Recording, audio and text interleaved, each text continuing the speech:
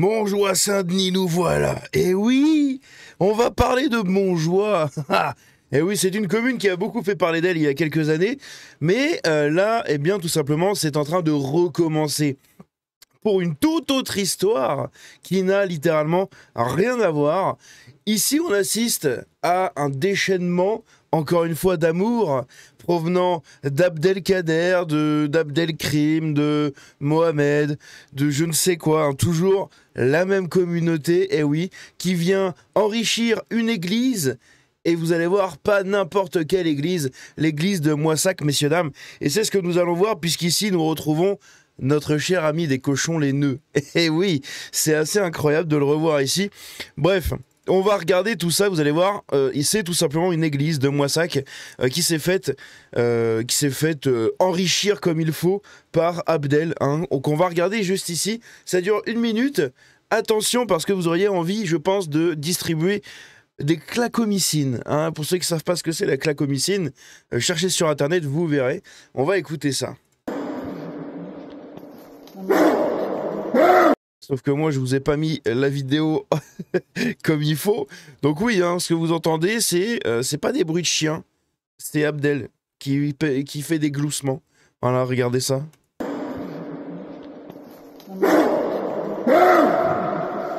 Attention, je vais t'en mettre une. Hein. Oh non. Donc pour le contexte, nous sommes à Moissac, un village d'à peu près 200 habitants dans le Tarn-et-Garonne. Et on a lui, ce Gus là, qui vient, qui se pointe dans l'église de Moissac, dans l'abbatiale de Moissac, et qui fait ça. Vous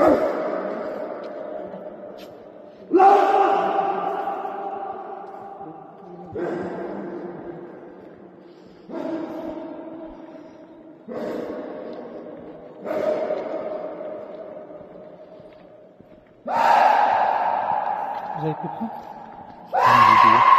J'ai fait une vidéo. Je pense qu'en fait, il veut juste tester la résonance de l'abbatiale, à mon avis. C'était juste pour voir que si ça résonnait bien. Hein. Non, il est juste con. Ah, d'accord.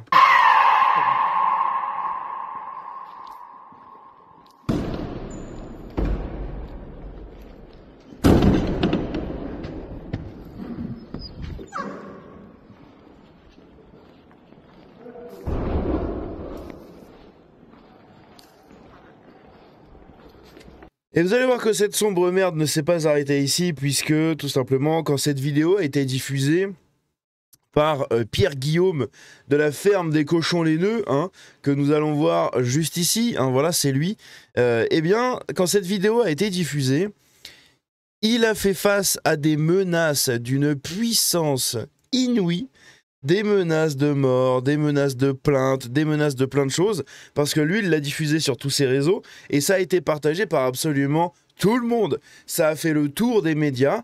Il y a eu une action en justice qui a été intentée contre le mec, et en fait, ils ont déclaré que le mec était fou. Donc, il y a eu un non-lieu. Pourquoi? Parce que le mec crie. Sauf que le problème, c'est qu'en fait, ici, Pierre Guillaume va le dénoncer. Le mec qu'on voit dans la vidéo, là, notre Abdel National, eh ben, il est pas fou du tout. Il est chef d'entreprise. Il travaille. C'est pas un taré. Le mec a juste fait ça, je pense, quand il a vu qu'il était filmé. Il a poussé des cris, il a fait des trucs comme ça, en se disant « je passerai pour fou », et ça a marché. Et on va écouter ici le témoignage de Pierre Guillaume. Vous allez voir, c'est scandaleux. Bonsoir les amis, je reviens déjà vers vous parce que suite à la vidéo que j'ai diffusée hier sur ce qui s'est passé à l'abbatiale de Moissac, Attention, je vais t'en mettre une. Hein. Oh non.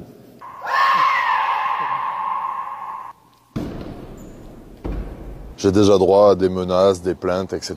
Donc je voudrais vous donner l'envers du décor qui est un peu surprenant. L'abbatiale de Moissac que vous voyez derrière moi, c'est l'église où je me suis marié. C'est l'église où se sont mariés mes parents. Ma famille est originaire de ce village depuis le Moyen-Âge. Et accessoirement, l'abbatiale de Moissac est classée à l'UNESCO. C'est une étape du pèlerinage de Compostelle. Et ça a été fondé par Clovis il y a 1500 ans. Donc, Et ça, c'est ouf. C'est ouf. Rien que pour ça, la présence de ce profanateur-là, elle est totalement inadmissible, en fait. Inadmissible. déjà, une église est sacrée, même si c'est un préfabriqué, mais celle-là, pour moi, elle a une valeur particulière. La personne qui me l'a envoyé, cette vidéo, était un peu dépitée parce que personne n'osait la sortir parce que tout le monde avait peur. Donc moi je lui ai dit, bah, feu, s'il y en a qui sont pas contents, c'est pareil. C'est scandaleux ce qui s'est passé, ça doit se savoir. J'ai publié cette vidéo pour que tout le monde sache, pour que la pourriture qui a fait ça ne puisse pas se cacher et soit obligée d'assumer devant tout le monde ce qu'elle a fait. Parce que pour moi, la personne qui a fait ça a à la fois insulté tous les catholiques, mais aussi tous les chrétiens. Là où cette histoire prend une tournure pour le moins surprenante, c'est quand on voit que l'affaire est classée sans suite, parce que ce monsieur serait soi-disant fou. Moi, pour moi, tout ça, c'est une vague histoire de victimisation, parce que ce monsieur est chef d'entreprise. Il a une entreprise à Moissac qui répare des pneus, qui vous change les pneus. Donc en gros, c'est quelqu'un qui est suffisamment présent intellectuellement pour gérer une entreprise quand on sait tout le travail que c'est. C'est quelqu'un qui est suffisamment lucide pour pouvoir avoir un prêt bancaire et qui a suffisamment ses capacités pour pouvoir se porter garant de la sécurité de votre véhicule. Et pourtant, le mec est déclaré comme fou. Et c'est ça qui est incroyable, c'est qu'il n'y a aucune vérification des antécédents de la personne, aucune vérification de t'es qui, tu fais quoi dans la vie, tu viens d'où, qu'est-ce que t'as fait, etc. Non, les gens se disent juste, ah ouais, il a l'air à moitié fou, hop. Le mec, il a dû faire le fou, hein, quand il a été arrêté ou n'importe. Il a dû faire le taré, il t'a juste à baver un peu partout, et ça passe, quoi. Les mecs se disent, non, bah il est fou, hop, non-lieu. Alors qu'en fait, le mec à côté, il a une entreprise, hein. Donc il est totalement sain d'esprit, hein. Il sait ce qu'il fait. C'est ça qui est ouf, en fait. C'est la justice, encore une fois, me dégoûte au plus haut point. Après que ce soit passé entre ses mains. Mais par contre, quand il fait des dingueries, il est plus coupable. Et alors le plus beau, c'est que j'ai reçu des menaces d'un seul groupe de personnes, à savoir sa famille. J'ai eu droit à menaces. Voilà. Donc des techniques d'arbre, hein, on se met à 15 sur une personne, on balance des menaces, des machins, des trucs, on essaye de faire peur. Alors que le mec, il est venu dans une église et il a hurlé comme un débile mental. Mais non, c'est eux qui vont menacer derrière les autres. C'est incroyable. Des pots de plainte.